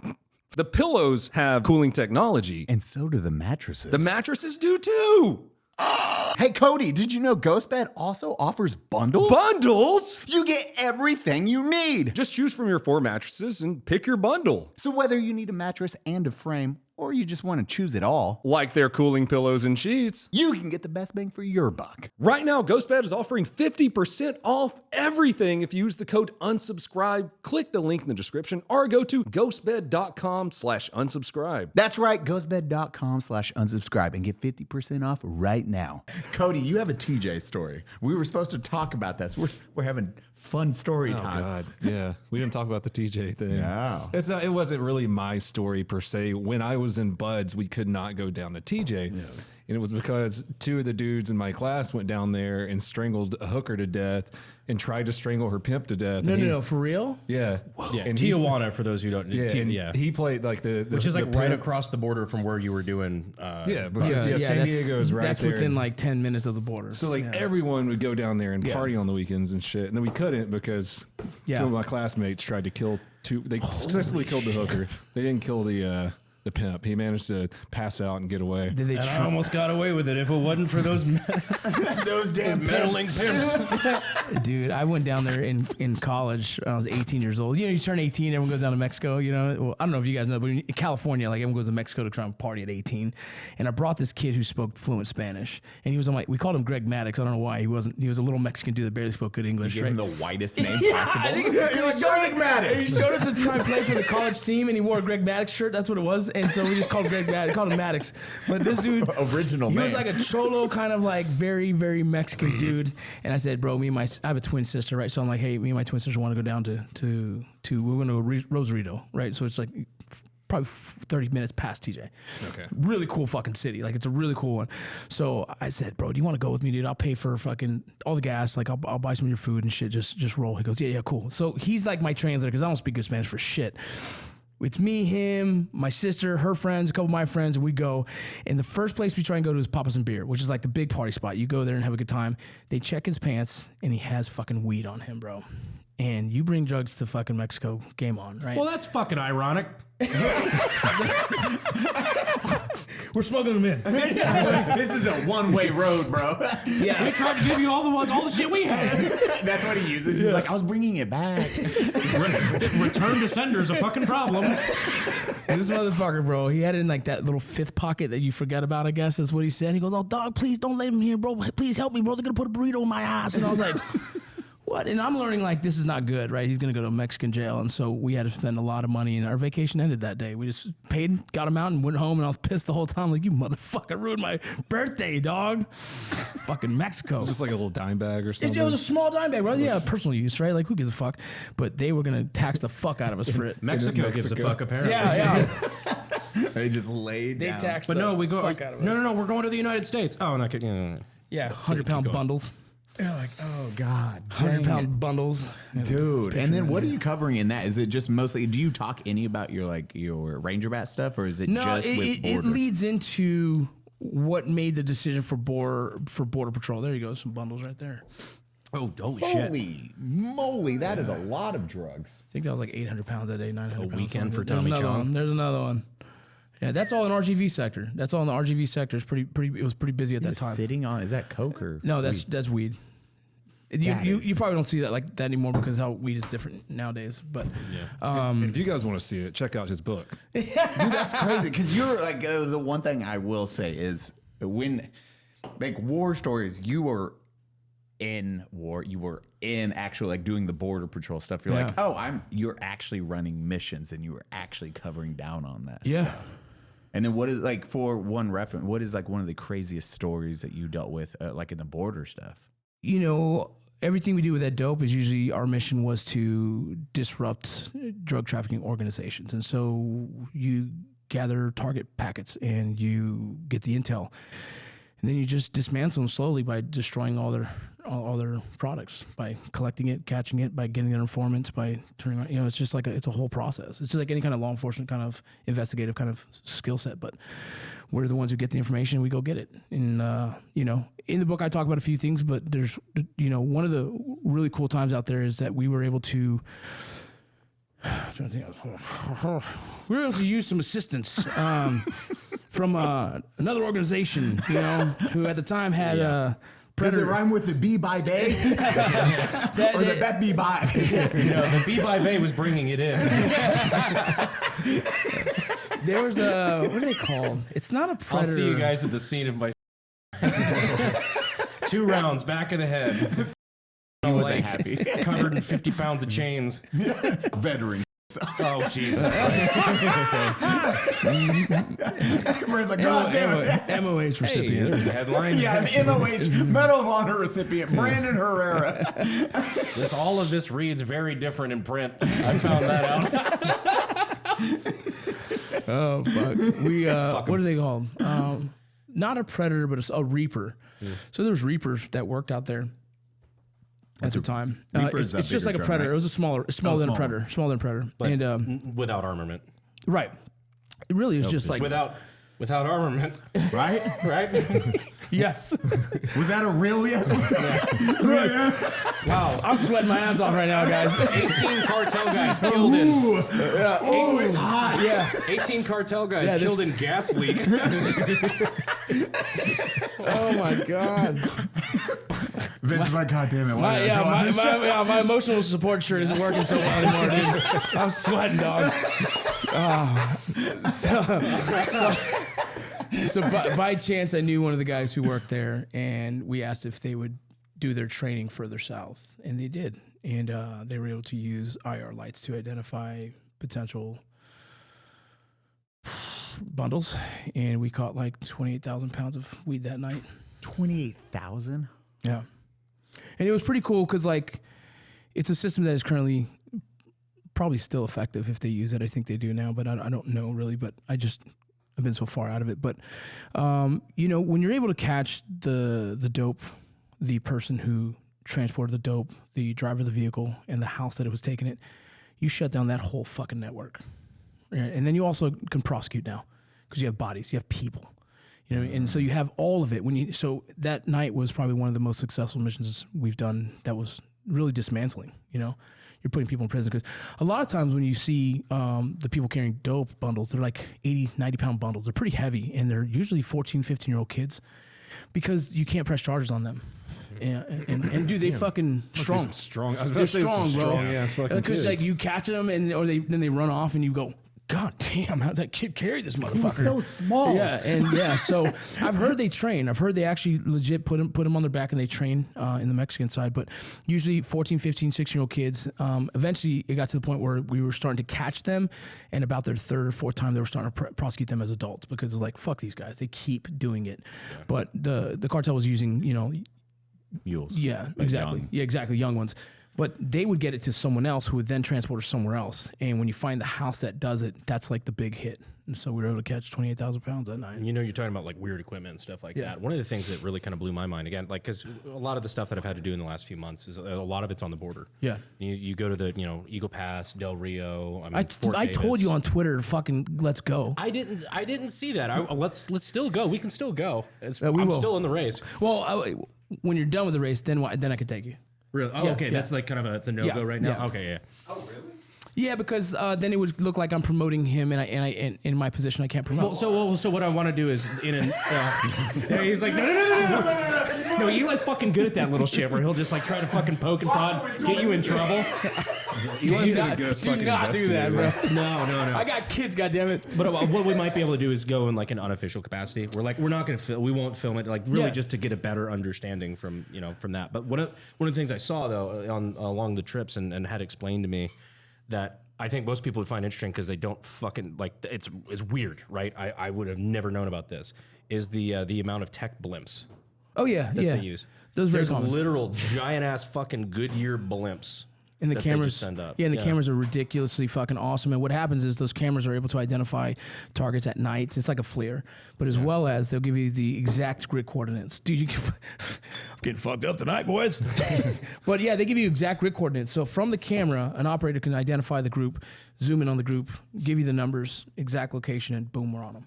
We've gone back to like World War II spotting blimps and Yeah, shit like that. It's funny how things just come full fucking circle. Yeah, there's a lot of cool technology, and it continues to evolve. There's things that Shit, man, I'm trying to think. I don't want to I don't know everything they do now because I'm not an agent anymore, right? And so in that capacity, there's stuff that I'm still learning or I'm not even allowed to learn, right? 'Cause some of the special operations teams are doing some really cool shit. But from when I was in, it's like there's a lot of I used to have several Buckeyes assigned to me, and a Buckeye is a camera that gives you grid coordinates, and you put them in different locations. And as soon as it texts you the picture, you're like, oh, got a body. You'll be home, dude. Boots chilling, everything. You're sitting there eating. You're like, oh fuck, I got 5 bundles in a group. Boom, I'm on my way, and you suit up and go get them. Sure. And that's not uncommon. It's not uncommon for us to have everyone has cameras. We have seismic sensors. We have all that stuff. Everyone knows that shit. But all of that combined is where our system is successful or unsuccessful, how we use those. The whole argument with the wall. Everyone's like, oh, the wall. The wall's never going to keep people from coming in. It just slows down the fucking movement. Especially when you have vehicles. Well, that's what I'm saying. It's a deterrent. It slowing down the mechanism, but also funnels traffic to areas that are easier for us to work. You know what I'm saying? So the idea of it, people turn it into a political argument. It's not a political argument. It's genuinely it's just another part of the robust security system that we put together. It helps in areas that are so fucking rural, and you only have a few agents to work. At least helps slow down the traffic. You know what I'm saying? And that's why the wall was important, or it still is. There's areas that still need that because there's not enough support on the border. And so the thing I always thought was hilarious is people say that's such an anti-immigrant message. It's no, the funny thing about legal immigrants is that they tend to use cars and planes and they don't walk across in the middle of bumfuck nowhere undetectable. It's and you're yeah, I think people try and create an argument for this for every little angle because it might feel insensitive or whatnot. But America is still allowed, I think it was 1.5 million legal immigrants to come in last year. The year before was 2.5, I believe it was. So that's a pretty fucking solid number of people coming into America legally, you know? Now last year was still overshadowed by the amount of illegals. More illegal immigrants came in than legal. No, way insane. more, dog. Way more. The number's ridiculous. But the point being is some people don't even acknowledge that we have a legal system that's actually working and it's doing its process. Now that legal system definitely has holes in it. Sometimes it takes people, I don't know if you guys ever known anyone trying to get their citizenship, but it could take fucking 15 years, dude. It could take 10 Some of them years. work for the show now. No pun intended. They're just cycling this what can we use? Dude, Fabian, or one of my buddies, he had to deploy, come back in order to get his and it still was a 2-year process after deploying for war. And they're like, are you sure you're like America? And it's man, I got shot at for that's 16 months straight. It's funny. You let me wear the patch. Yeah, bro. So I'm actually, I have a podcast currently right now, and shameless plug, but not so much. It's called Borderland, and what I'm doing is, it's in a journalism kind of style. I'm interviewing a lot of experts in the crisis, and not just left or right, just everyone who has an opinion on it that is considered to be an expert, whether it be investigative journalism, if it would be an immigration lawyer, whether it be whatever it is, whatever capacity. If they spend time on the border and they have an expertise down there, I want to hear about it, And one of the people we spoke to was an organization, a nonprofit that helps veterans who got fucking deported. Combat veterans go overseas. There's 430 something combat veterans that are deported right now currently.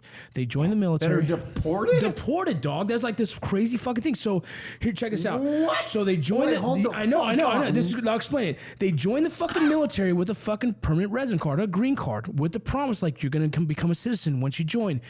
Then they get deployed. There's no process for them to get their citizenship during deployment. They come back from... Now imagine if they fucking died, they never would have died an American citizen. What the fuck? So now they come back home. They get out of the military. They still didn't get their shit processed because it's not focused on. It's not something they really are adamant about. And so then these motherfuckers get out. They're going to the VA. They're trying to get their services. They're trying to get citizenship. They have PTSD. They get drunk. They get a DUI. They get fucking deported, dog. They get deported for a DUI, a fucking fight at a bar, domestic violence, whatever the fucking thing is. Now there's a couple guys who probably murdered a motherfucker, and then it's can't help it. But I still think that motherfucker should do time in America because I personally think fucking bring him here still. He still served his country. So it's another part of the system, this tree of branches of lot of issues in our immigration system that needs to be addressed. And to hear 400 plus fucking veterans are deported right now. So that's the problem, is that you're making a bet. They're making a bet with the American bureaucracy. It's like, I will always bet on the side of America. I will always bet against the federal government and bureaucrats, because my God, they're any system. If you want to kill something, hand it to the fucking government, because they'll fucking figure it out. It's like, if you want to figure out how to smoke something, if you want to turn a stoner into an engineer, give them an ounce with nothing to smoke it with. It's like, it's just clear as day. It's like, if you want to fuck something up, if you want to fuck something up properly, hand it to the government. I mean, if they managed a funeral home, people would stop fucking dying. Yeah, it's Brandon loves the guy. there's just so many. I fucking hate him. And you're running for Congress. This is why I love you. You can tell you don't want to be a Congress. Like, No, you're like, I'm Ron fucking Swanson. I don't want to fucking be here, dude. like, fuck this shit. What the fuck? Oh my God. Like, the simple fact that I couldn't even imagine deploying. So when they die, do they just kick their bodies back to Mexico? I don't know. That's a fucking crazy one to me, because Has that happened? Is there precedent for that? Guarantee there's. I'm that's sure. happened. Probably Guaranteed. has. I just during the call, it's like, do we play Stars and play the Mexico one? It's like, da, da, da, da, da, da, da, da. Like, it's a good funeral song. God. Roll it out. When I was a drill sergeant, I had 3 soldiers who got their naturalization papers after graduating basic training. And so I thought that's how it always goes. I didn't see anything until now. I'm like, oh, fuck. And it's not just like Mexicans. It's not just like South America. We have people from Africa, probably. Yeah, that's what I'm saying. Some different countries. The UK, right? People that got deported to the UK. Yeah, exactly. And so like, it's kind of a big thing. There's a lot of fight going on for this, trying to get more attention to it and trying to pull them back, man. And it's crazy. So think about this. They're born here, right? They're brought here, whatever. They know they have a green card. The process takes a long time. They join the military because they want to pay for college or whatnot, right? And become a citizen. Yeah, and exactly. And so then they get deported to a country they don't even fucking know, bro. Some of them don't even speak Spanish, and they get sent back to a fucking, you know what I mean? That would like, be a motherfucker. Yeah, and they get just dropped off like, good luck. I'm like, holy fuck, bro. It's a crazy, that's just one thing. Like I said, That's how a supervillain happens. I know. I've been interviewing all these fucking people who I find to be very fascinating, and that one right there, I was emotional and I was upset. By the end of it, I was like crying, because I was like, I'm trying to be professional here, but I'm so fucking mad to hear that we got combat veterans who served this country that with the belief that they were going to get their citizenship, but then they got deported. Yeah, you just made a terrorist. Yeah, you literally made a They terrorist. have combat experience. There is a story of one going back and actually training the cartel because they got sent back. Yeah. Like, well, what else am I going to do? I got to make some fucking money.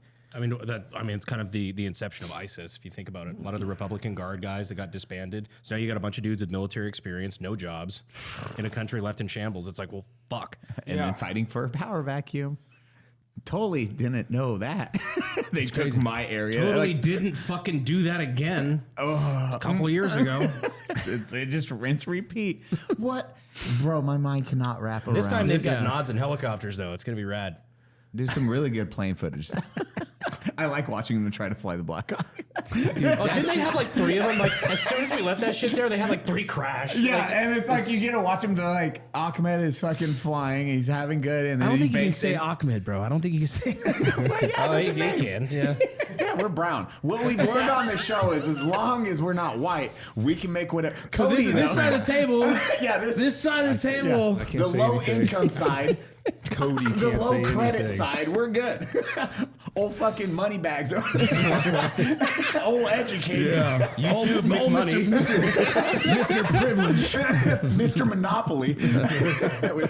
I need the fucking top hat and the monocle. Tell me more, Mexicans. I drink a Mexican Coke. Let's just see what the Browns have to say. Oh, Browns, you are so silly. That's why I don't talk on the podcast. I'm just like, entertain me. Dance. Jesus.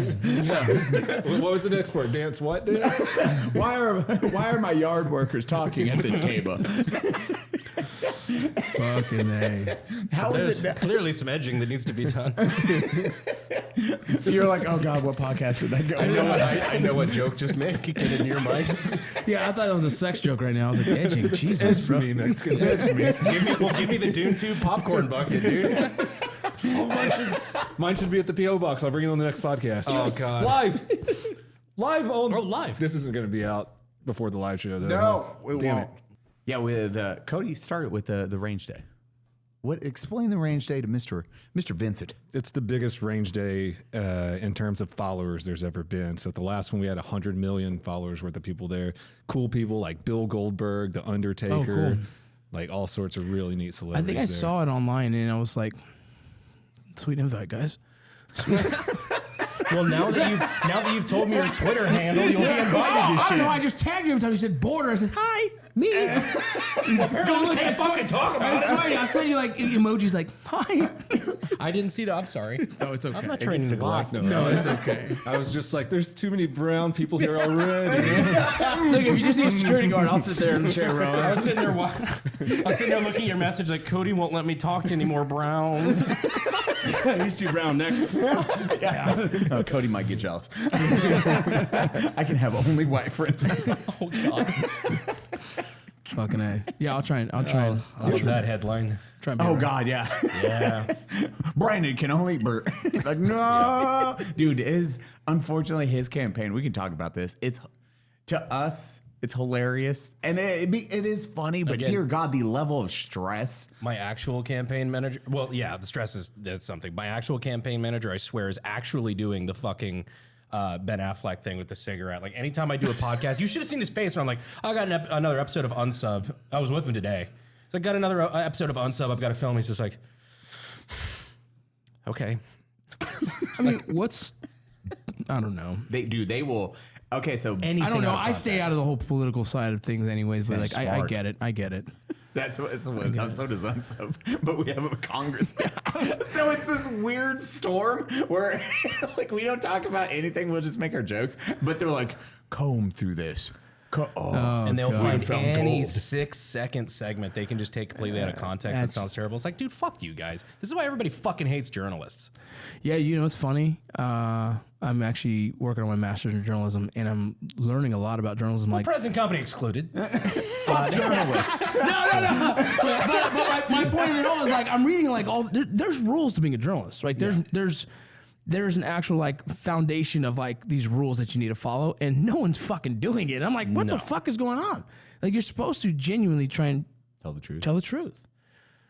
Like it's like part of the fucking moral code of a journalist to like tell the truth, do no harm, right? Do no more harm, like and that's not happening, right? So people are just telling any kind of story to fucking it'll destroy people. They at will times. ruin people's Yeah. fucking lives just to get clicks. Yeah, it's a really crazy time. I've seen just the other day, like AdSense ruined journalism. dude, Border Patrol is getting shit on left and right, and it's why I wrote the book. I was kind of frustrated with that. Like, let me explain this career because people call us Border Control. Right. And when you're like, that's not our name, weirdos. And I mean, high level, high end politicians and journalists call us border control. There's no such thing as border control. It doesn't exist. They just call us that. So when a journalist does that, you're like, what the fuck are you doing? That's not even our name. And Also, journalist moment. They will absolutely quote you on that. If you were in my position, like, there's no such thing as border control. It doesn't exist. Vincent, oh it's like- God. Yeah. There You got to start fucking thinking like that. You're It drives right. me You're crazy. right. Well, it's crazy because like Border Patrol has the green uniforms. You know, Customs OFO has the blue uniforms. So there was this big article about a Border Patrol agent admits to allowing illegals coming across. It's not Border Patrol. It's a fucking Customs dude. It's not even Border Patrol, but the whole picture is Border Patrol. So it's like that's part of our struggle is that everyone's calling us them or that or ICE. Like ICE isn't us either. That's a whole different fucking organization. Department of Homeland Security bubble, right? But fuck, dude, you can't blame us for their shit. You know what I mean? Like, that's not fair. They will. They do. Cody knows this.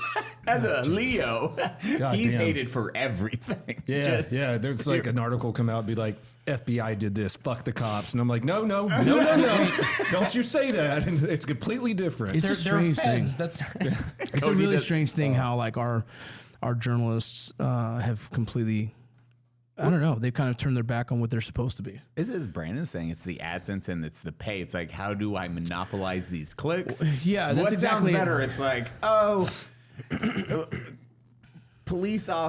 ex-police officer, former police officer saves kid, or former police ex-cop hates black people, and you're like, So what? a book. It's still you saving the kitten. They're like, how did they get that out of the article? No, they're like, well, like police. Yeah, because there's two cats and you holding the orange one, and they're like, yeah, obviously. Well, You're like, because what journalists will actually do is they'll just be like, yeah, police officer saves cat. By the way, police officers are under fire over the George Floyd. Like, they'll just put an irrelevant fucking paragraph in there to shit on you. It's weird. we left. This is so. If we can talk about leaving Sure, the. let's do it again. Fuck it. Dude, it's still because you probably haven't heard It's this. surreal. We left a veteran speaking panel. Oh, I know what happened. I read this. Go ahead, please. We had just walked away from Brandon took the time out of his day. We flew to Vegas. We did this for SHOT Show and that. None of us got paid for this fucking panel. We did it out because it was like, hey, this is a positive message we want to get across. It's a message we've been doing on the podcast this entire fucking time. So it's like, boom, boom. Amazing conversation. An opener. I leaned over to Tim. I was like, yo, Brandon fucking killed that message. And then Cody crushed his message. Like, everyone covered down. It was awesome. We go and talk about it on the podcast. And the one segment they clip is me talking about a joke like he didn't that say. I didn't fucking say the joke. I was like, we all said this is too far. My fucking, Purple Heart buddies and everybody was just saying, we're saying like, oh yeah, you should make this joke. And I was just saying the joke that I didn't make. And then that's what literally somebody paid. I saw it on Twitter. Dude. Tens of thousands of dollars to text that to every primary voter in the district. That fucking happened. It's so weird, man. And I mean, I don't listen to anything anymore because I don't believe it and trust any of it. But like, yeah, dude, I saw that and I was like, fuck this dude, bro. Fuck this dude, dog. Brandon hates veterans. First he does an Twitter. Yeah, fuck this dude. I shared it, dog. Fuck you, bro. And no, that will get clipped. In response to the... That's how fucking journalists work. I fucking see you. They're going to clip just you saying that, you laughing about him being like, that's how journalists work. And you're like, no, it's all taken out of context. No. Well, a book that really did change my life, and I think this is an amazing book, and I'm pretty sure it was here where I read it, was Trust Me, I'm Lying by Ryan Holiday. Amazing fucking book talking about how media works and media manipulation, things like that. And they talk about stuff like this. Yeah. And it really, and like the two things people share nowadays, because in the ad sense, the click culture, the two things people share are things that make you laugh and things that piss you the fuck off. Yeah. Those are the only things that get clicks. So they make headlines specifically to piss you off. Yeah. So part of my military career when I was in the reserves was a psychological operations NCO. So I went and did reclass. What? Yeah. I didn't know that. Yeah. A lot of people don't. And now you have a podcast. Weird. Yeah, well, that's my point. Is that as a He's a plant. as someone who as somebody who understands that, I knew right away when I saw the media starting to use, and they won't say psychological operations, right? They're just using emotional influence. Really, is what you can probably term it now. But I saw it early on, and I started calling some of my SOP dudes. I'm like, bro, am I crazy? Like, no, dude. Like, that's what's happening, and it's illegal. It's illegal to use psyop on American, the American people. But it's still happening. That's technically habeas corpus, isn't it? Right. So that's the problem, is that they're not calling it that, but it's still marketing. It's marketing. GVAN, please put the definition of habeas corpus below. Yeah. So it's like I love that city in Texas. It's a great meal. Great meal. Love those tacos. Corpus Christi. Oh, it's like Myrtle Beach with Blade Runner. Like. But that's the thing, is I started seeing the media kind of using certain techniques, and they're drawing on people's emotions. Really, it's an emotional response. When you can create an emotional response in people, you get their attention, and it doesn't matter what happens after that. If you're a trusted source, right? If you're considered an expert, which is our media, like our parents only knew the truth from the news, right? And so my mom still believes everything she reads because she's an old person who she trusted the news. The Walter Cronkite generation. Right, exactly. So now, like, people don't really have the capacity to understand how to dissect it and kind of pick it apart a little bit. So you have people that are easily manipulated just on catchphrases or fucking short beats or in sound bites, and that's why we have such a divided country, an emotionally fucking charged nation, right? Just like emotional to everything. This conversation of the border patrol or the border crisis, I don't believe it should be so emotionally charged. I really believe that the left and the right would see more in the middle if they just understood, like, hey, this is kind of, all of us should be worried about this. At the same time, all of us should also support it. And when I say that, it's like, we should as America, we should support immigration, legal immigration, a process. Now, we definitely need to fix our legal process, but we should all believe in that because that's what this great nation is kind of built on. But outside of that, we should also believe in being fucking safe. You know what I mean? And making sure that our people are safe. And so One of the only functions of government. right. And so the thing is like It's that argument supposed to be See one of the that only beautiful functions. message. Right. You're- So simple. Yeah. Everyone at the table right now is like, oh, that makes sense. Yeah. And then it gets dissected. Right, and then it gets ripped apart into like, bleh, and it's like, no, You dude, ain't Mexican. it's right in the middle. The answer is right in the middle, and we would all agree to it if we kind of were educated a little bit more on the subject, and we weren't just emotionally trying to prove our point. And everybody wants to like prove their point, like fucking protect America. I love this one. This is my favorite term right now. That's like people say like military aged males. I'm like, I'm gonna tell you something. I don't want to break your heart, but like it's always been military aged males who come over and work because it's easier for them to. They have the strength and the body types that can make it across and then work their fucking asses off and then either send the money back or get their family to come here. So people using that now, that's a term that was used in the media just to kind of draw emotions, right? When you say that, people are like, oh fuck, now I'm nervous. Are they going to come here and invade us? Like, I don't know, military age males, right? And so it's like, I don't know. Oh my God, I never thought. That's just like for Iraq 14 and over. Right. Oh, that's what I'm saying. So when you That's say, what we would just classify in Iraq as 14 and over, military age male. right. So when you use that term, So most men. right, Yeah, right. Every male. So when you use that term, people are like, fuck, should I be nervous? Like, I think well, where it gets I'm weird kind of is- nervous, but at the same time, like, I'm not fucking fear mongering, you know, and that's what it turned into. I think where it gets weird is when it's people that aren't from Central America and whatnot, where you have like, okay, Military- 50 Chinese military age males. Like that's a little different because okay, it Camo. doesn't take a lot of skill to get on a boat. Yeah, it is weird. We call them exotics. Is how it's not a bad term, guys. You're making me nervous, but no. Ferrari over here, McLaren. No, we call it exotic because it's very odd to see that right on the border. I was just thinking about showing up to the wrong exotic hunt in Texas. That would be awkward as shit. shit, Man, this outfits cost a lot for a reason, I see. I just got the creepy old white guy in a suit like, oh, yes, you also favor the most dangerous game. Oh, my God. Oh man, We all just look at Cody. I'm there waiting on you. So about that exotic, Brandon. Run. I play the long game. oh, I'm nervous. I'm so nervous. No, but like, yeah, there's a concern because how much money it costs to transport from that far, right? Yeah. Then it's like, who's paying that, right? So, like, I'm not stupid to not think of it, but I don't like the fear mongering of it because it makes a very uneasy person who doesn't really understand that. So then you have people like my mom or my wife who are just like, oh my God, I'm so nervous. I'm like, well, I wouldn't necessarily be that fearful, but at the same time, I'd be a little uncomfortable with the idea of it and see, you know, that's how I think when people get too emotional, they stop really thinking and then they kind of lose the humanity side of like, there is still a group of people that are coming here for humanitarian reasons or, you know, that are seeking asylum because their government is completely destroyed. And sometimes it's because the United States might have, you know, dabbled a little bit in their own country. You know what I'm saying? Well. Listen here.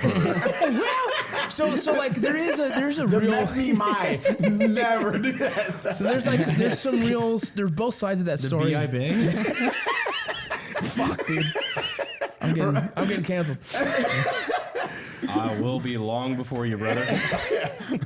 No, but it's just like there's so many levels to the story of this, and I think people choose the easiest one for them to digest, and I think we need to really like understand it better. There's people that are coming here genuinely to like Support their families. Bro, there's some people that come here, they're more patriotic than fucking Americans. They're more patriotic. They get fucking shit on. They cost to spend all their money. They've been fucking extorted. It doesn't matter. They're like, I'm fucking in America, bro. They're like, I'm here in Jose, America. can And that, you exactly. And that itself, bro.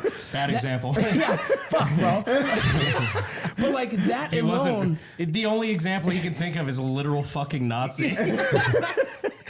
But like the example of like these people coming here and genuinely getting fucking abused, getting ridiculed, all the shit, and they still love the idea of what America is and why they came here. It's romantic at times, and it's fucking gorgeous to see people who really still believe in this country because people in our own country don't believe in it sometimes. It's one of the things I love about a lot of the Cuban immigrants in Florida It's because they've seen the other side of the coin. They've seen communism. They've seen what this stuff does. And they're like, no, dude, a bad day in America beats the shit out of a good day in Cuba. A lot of Venezuelans are coming here seeking asylum because the country right now is kind of it's ran by a president who is considered socialism but also communism, right? So he kind of controls the whole thing, and they call it the regime, right? And this president is he kind of controls it. If you talk against him, he'll kill you. It's the same exact thing. And so they're coming here because of this destabilization of that country. Some say we helped. I've seen both sides of that argument. I don't know if I necessarily agree with it, but there's people coming here like, we love America. Like, I'm glad this country saved me. And it's like, fuck, I like that someone actually cares that comes here. I don't like people who come here don't want to invest back into the nation. But from what I've seen, the people that genuinely want to come to America for the right reasons of the opportunity, like, fuck, they're the most patriot motherfuckers I've ever seen. And that's fucking dope. You know what I mean? Because I think we need that, because you and I know, like, the people here who have silver spoon in their fucking mouth tend to hate America. And you're like, what the fuck is wrong with you, man? The irony. It's the weirdest thing. Like, they don't have suffering. They're living the dream, and they fucking hate everything about it. The idea of immigrants wanting to give back to the country. It's like, you came here for a reason. You wanted opportunity. I want you to do something with that opportunity, and like those are the people that you want. Just don't serve the country so we deport your fucking ass. Fuck, bro. Also, maybe don't kill a bitch when you're done. It is crazy. Like some Mexican immigrants or illegals, they're still some of the hardest working because, as you say, they cross and they're just sending money back home, and they are busting their asses in order to support their family home. Yep. Or try to get actual citizenship, which can be a lot of hoops to jump through. Like, woo. Interesting thing, dude. That's what I'm saying. The immigration whole conversation is a 7-layer cake of many different things need to change, need to get fixed.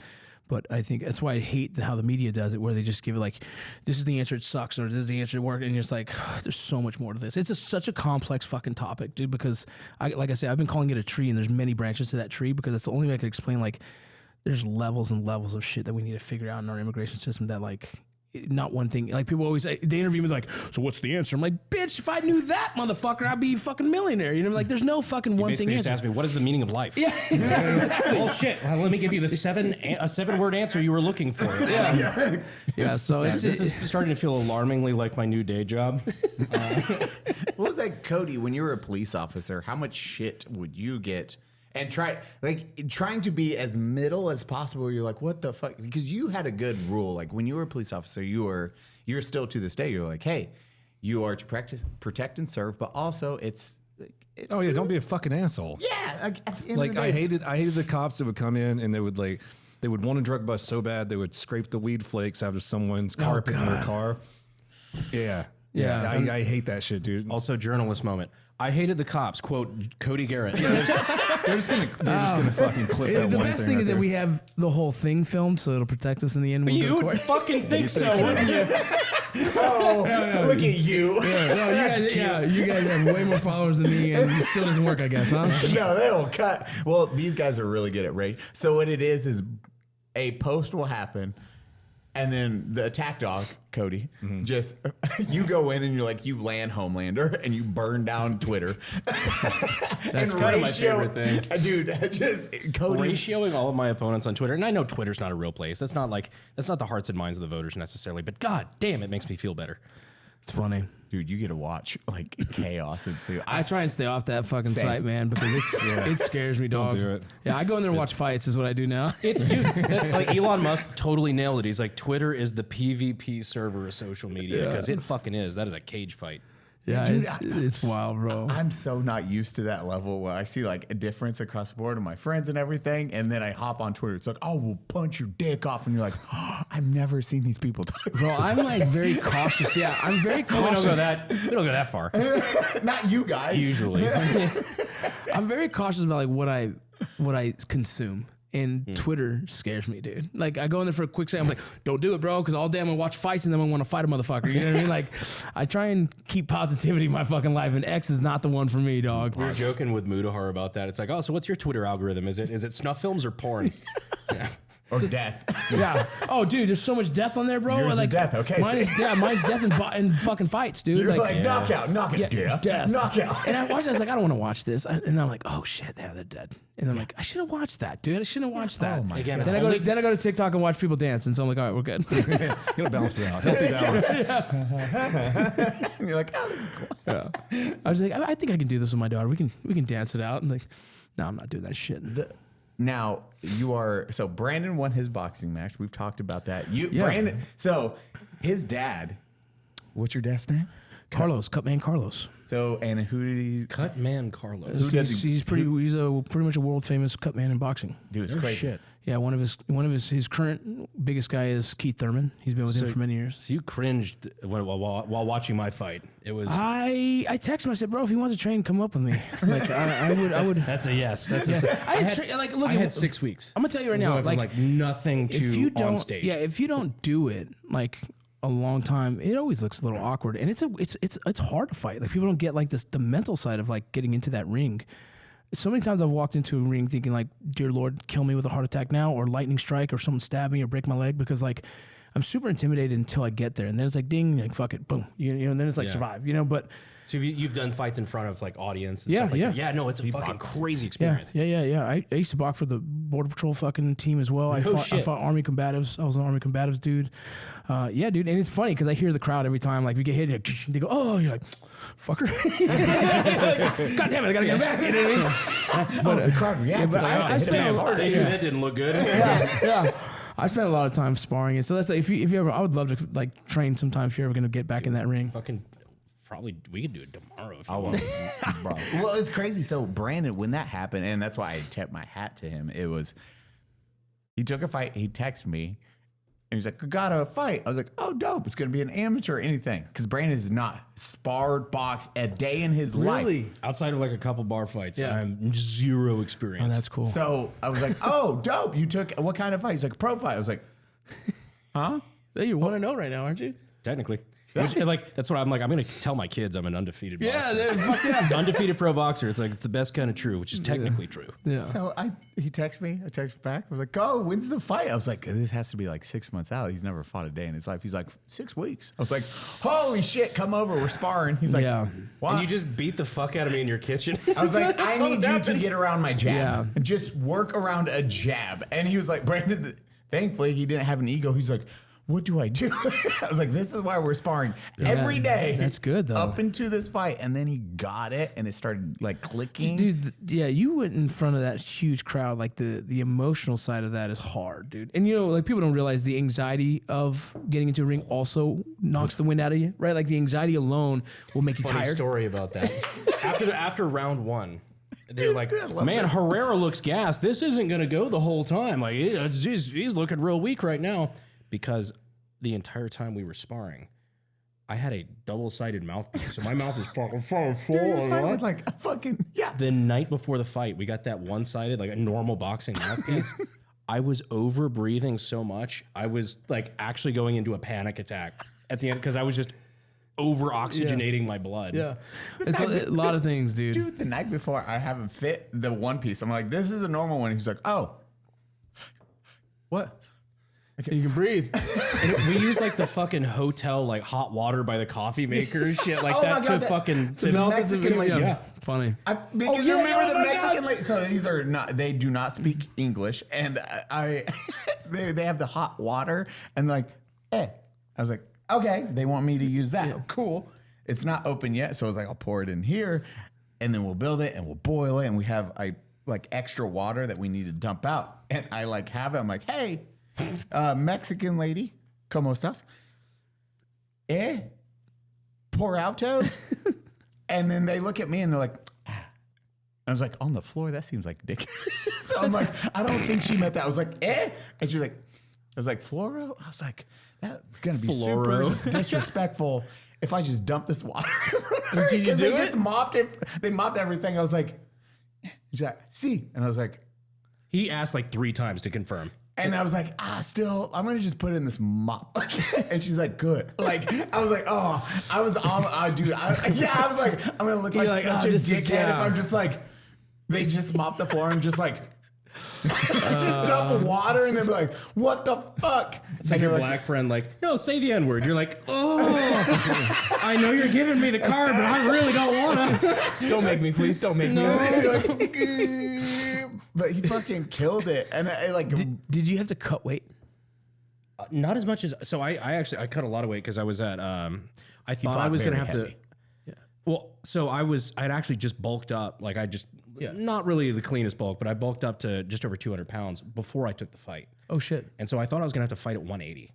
What did you have to fight at? So I ended up swapping opponents at the very last minute. So I ended up having to fight at 190. I ended up being 189 without having to drop water weight. Oh, his opponent, how tall? I think he was a tall white guy, right? He had 5 inches height advantage and 7-inch reach. Yeah, that's not easy. It was not fun. Yeah. But he was a good dude, man. I liked it. The day before the fight, I have him working on the pendulum bag. Yeah. To punch off line. He's like, oh, look. And then Brandon's like, I can punch off line. I can punch off line. That won him the fucking fight because he was punching off line. So I can fucking do this and throw a fucking jab at the same time. And like, I just remember because my coach and fucking Eli the entire time, they're like, look, jabs are cool. You'll never want to fight on a jab. Want to fight on a fucking jab. He knocked the dude out on a jab. I was like, God, he's never going to live that For down. a guy who doesn't fight often, jabs are fucking solid, bro. If a good jab can save you. Especially if you're going into it on a solid Yeah, two. there's a lot of guys who are using jabs now. Like old school boxing, a jab was used for a jab, and then now there's people that are fucking people up with just solid jabs. MMA uses solid jabs all the time now, man. Yeah. You'll see motherfuckers get knocked out with jabs. That's cool, man. That's fun to watch. I enjoy watching. That's all I do is watch fighting every fucking weekend. I'm a fucking nerd. Even now, I look back on that fight. I'm like, Burf. Oh, dude, That's like, not your best work, bud. Yeah. But you won it. Yeah, It was a battle, and It's a that's good the win. thing. You like stepped up to a pro fight 5 weeks out and did it. I imagine that fear in that room. That's like crazy. And I'd with never an been audience. never been hit with the intent to fucking kill me. That's different because normally it's friends sparring, right? That to start with, but on top of that, never been hit with 10-ounce gloves in the face. Oh, yeah.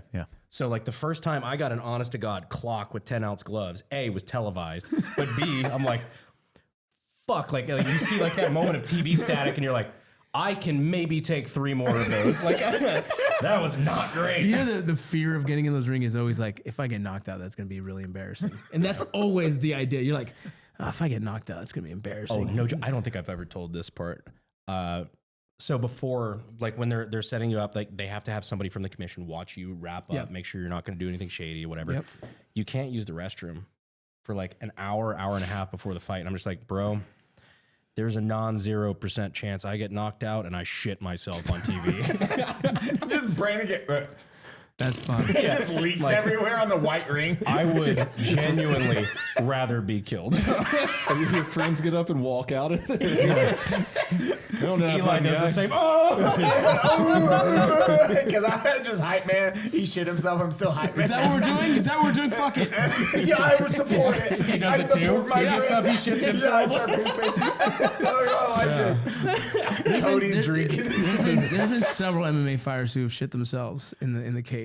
Some of those smaller venues. Well, I brought up that because the Anthony Joshua versus dude, Ngannou. fucking Bro, Ngannou. Did you watch that one yet, No. Cody? Is this, So one you of know the, this is one Ngannou. of the recent ones? Yeah, right? recent. Yeah. You know Ngannou's the yeah, fucking the fucking undefeated giant monster. black and guy, right? Yeah, giant Yeah. black man that just smashed. Scary Whole shit. smash. Shit. Yeah. And for Fury, he put up a fight against Fury. Now, what they're saying is like Fury probably went into that not training as hard, thinking this. Anthony Joshua did not go into that fight thinking it was going to be a cakewalk. Yeah, he didn't take it lightly. And Anthony Joshua was a big motherfucker. He's a monster. Dude. He was And a world he's champ. considered one of the best boxers out there right now. In the heavyweight division, he's one of the better boxers.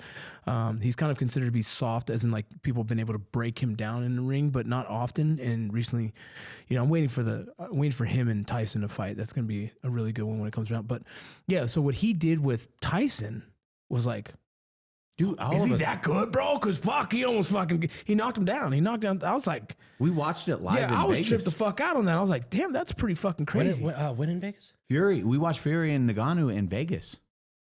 No, we watched it at your house. Did we? Yeah. Oh, no, we watched another fight in Vegas. Never mind. Yeah, we watched that one in my house. We watched the Strickland I'm fight done. in Vegas. Yeah, Strickland fight in Yeah. Vegas. Yeah, that one we watched at my house. And that was, and I mean, we are like, afterwards, we're like, yo, Fury lost that one, like point Yeah, wise. it was really weird to see. Yeah, I thought so too. A lot of people thought the card should have went towards Ngannou, but Because I mean, to knock him down was bro, for his first boxing match, dog, to do that against that dude who, when he's his world best, champ. he's fucking incredible. He's like one of the best heavyweights to watch. He built like a weird, gross. It's like Shrek, dude. He's skinny fat, bro. He's like skinny fat. He's like no butt. He's not skinny fat. He's fatty fat. Shrek Well, is he's the like he's the epitome of like dad bod you don't want to fuck with. Yeah, well, dude, he's one of the best moving heavyweights I've ever fucking seen. I don't know how he moves the whole fucking time and not get tired. So it's like active. Yeah, it's impressive as fuck. But like, yeah, that Ngannou fight was like weird. And so then I thought he might beat fucking Joshua because I've seen Joshua fucking quit. I've seen him get just pummeled to the Mexican. yeah. Oh, that was fucking dope against homeboy. What was his name? Ortiz. No.